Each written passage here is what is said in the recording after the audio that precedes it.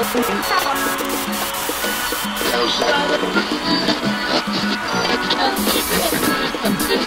y'all, welcome to Jami. Today we're going to be talking about the band Radiohead, and more specifically the song Creep, because today is Creep's 22nd anniversary. I promise you're in for a better show than any of the Chattahoochee football games you've seen recently. Make sure you give our song a listen, and it's down in the link. This is Andy D to my left, and Kendrick Ross, and Nikki C. Would you like to tell us about Radiohead? This is our Radiohead expert. Hey. Yeah, so I'm Andy D. I'm actually a huge Radiohead expert. So for all you Philistine individuals who don't know anything about Radiohead, here's a brief overview. The band was formed in Oxford, England by Tom York, the lead singer, probably the most innovative musician of the last 20 years. And probably the most notable people that were in the band also were Johnny Greenwood, the lead guitarist, who's not only a great guitarist, but a great orchestral composer, and their producer, Nigel Godrich, who's really played a big role in the music industry in the past 20 years. So the band formed back in the 90s with a very standard British rock kind of sound, and they really rose to fame with this song Creep that came out 22 years ago. It hit the radio waves in England and in the United States, and it was a huge worldwide hit. Really brought them to a lot of fame. And so their first two albums were pretty popular. They were, you know, very, very big albums, very standard 90s rock kind of sound. But in their third and especially their fourth album, Kid A, they kind of veered away a little bit, became more experimental. But throughout all of their music, they explore themes of alienation and loneliness, and just kind of the absurdity of the world. But yeah, Creep is definitely the song that they are most remembered for. Do our co-authors of the Existential Crisis have anything to say? Any existential themes you can tie into the song Creep? Well, when it comes to Creep, the song has very deep existential meanings that really permeate the entirety of the song. And to start, we want to give a brief overview of existentialism, which is pretty much the idea that every person is in control of their own fate, and that since there is no meaning to life, we decide our own meaning. And that's why we're wearing these hats today. As you can see, my hat says YOLO, a pretty obscure reference if you don't know what it means. It means you only live once. And that's like the goal of the existentialists, to make the most of the one life they have. And that's why I'm wearing this hat.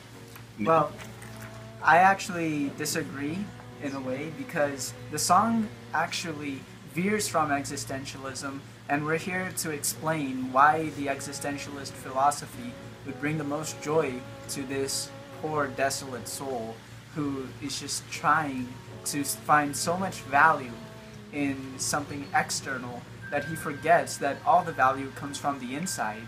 For instance, he says that he wants a perfect body, he wants a perfect soul, and he wants the girl that he idolizes to notice when he's gone, and that he wishes he were special. But all these things are meanings and values that come from societal expectations, things that we don't create for ourselves.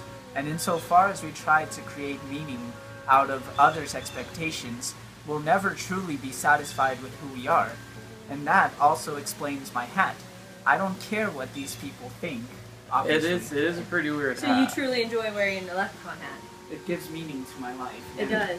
As long as I wear it, I feel like I am my own unique self. Are you Irish? No. Why would I be Irish? That would be silly. Okay, well, do you have anything else to say about Creep? Because you are a Radiohead expert.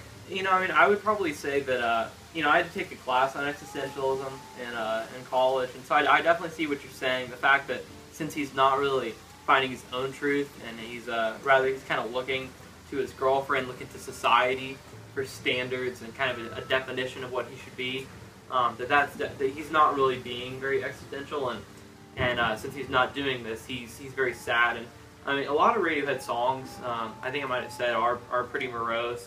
Tom York isn't necessarily the happiest guy that there is in the world. He's got some weird dance moves that you can feel free to look up. But also, I mean, he's not a super attractive guy either. I mean, can we get a picture of him up on the screen, maybe?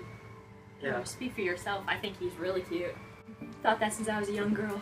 Wow. Well, I guess beauty's in the eye of the beholder, but I mean, he wasn't really the most, you know, he was a little self-conscious, and I think probably you can see kind of the same thing that you guys are talking about, how he's not really finding his own definition of what makes him a good person, but he thinks he's just like a weirdo, not really worth a lot, and that he can't really find love at the end of the day. And another very popular Radiohead song called Fake Plastic Trees, which came out on their second album, probably a year or two after Creep. The album was called The Bends, and the song's basically about how he can't really find any real love. All he can find is fake plastic love, fake plastic women, and he's not a very happy guy. And he kind of ends the song by saying, "If I could be who you wanted, if I could be who you wanted all the time, I would."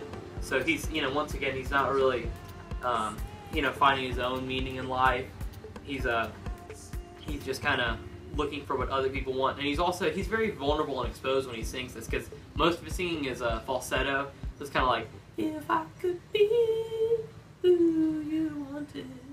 But, you know, I mean, I can't imitate the master or anything. I can see that. Anything like that. But it's a very vulnerable style of singing.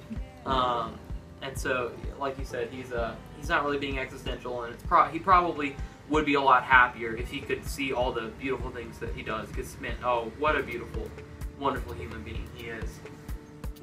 Well, for all you die-hard Radiohead fans, I hope you enjoyed today. And next week, I promise it'll be a whole lot less depressing, and we'll be a whole lot better dressed. See you next time. This is the end.